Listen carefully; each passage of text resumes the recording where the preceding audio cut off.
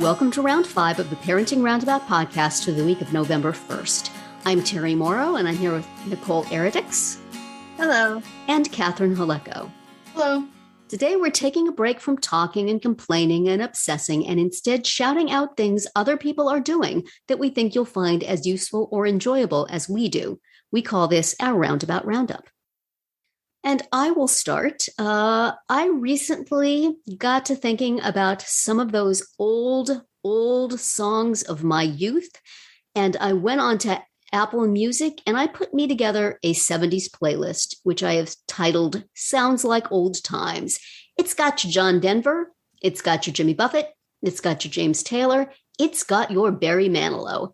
It is just full of good memories of sappy songs from times gone by. I can just sit there and flash back to my years in high school, sitting in my friend Lisa Lem's room, playing guitar and singing John Denver. It's like it was yesterday, even though it is like, half a century ago, but who's counting? So decided I needed some female voices. So I did add some Carole King. I had some Carly Simon, a little bit of Linda Ronstadt. And I also put a more contemporary thing in there. Jonathan Colton did a album of 70s singer-songwriter songs that fits in very, very nicely. So if you are in the mood for some nostalgia, or if you just want something to play to horrify your children, and you have Apple Music, check out my Sounds Like Old Times playlist. It will take you back. Nicole, what do you got for us this week? I see you have appropriate snacks since we so horribly did not care for the choices we made last week. No. So I decided to go another route. Although this does have one or two quote unquote healthy snacks in it from what I understand. But for the majority, out of 45 snacks, you can pawn those healthy ones off on someone else. Yeah, It'll exactly. be fine. Well, my son, who is drowning in medical school, as they do, Mm-hmm. and finds it, challenging to exist, to feed himself. Yeah.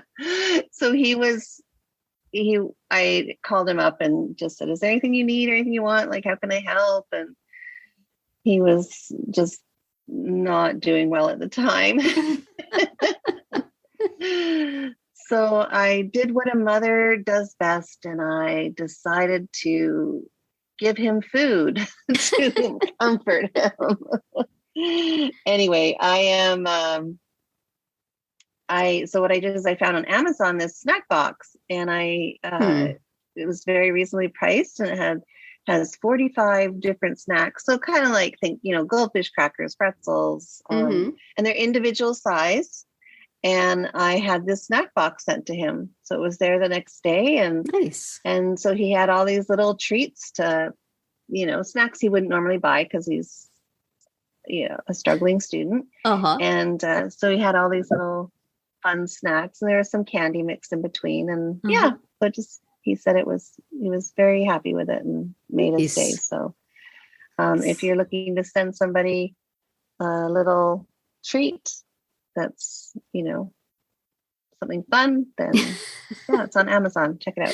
Or if you want to send it to yourself and pretend to your family that somebody else sent it, that's probably cool too. It was a gift. I don't have to share it. That's right. I have an anonymous admirer, apparently. That's right. Parenting Roundabout sent it to me. It was a contest. Yeah. Well, we got your back. Catherine, what do you have for us this week?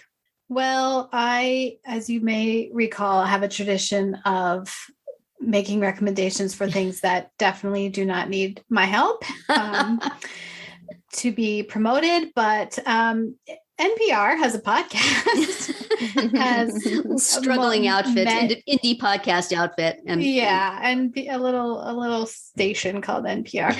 They have many podcasts, and one of them is called Invisibilia, and it's been around for a while, and I actually have not really listened to it. But for whatever reason, I heard about or happened upon some of the episodes from the current season, and it's a friendship theme.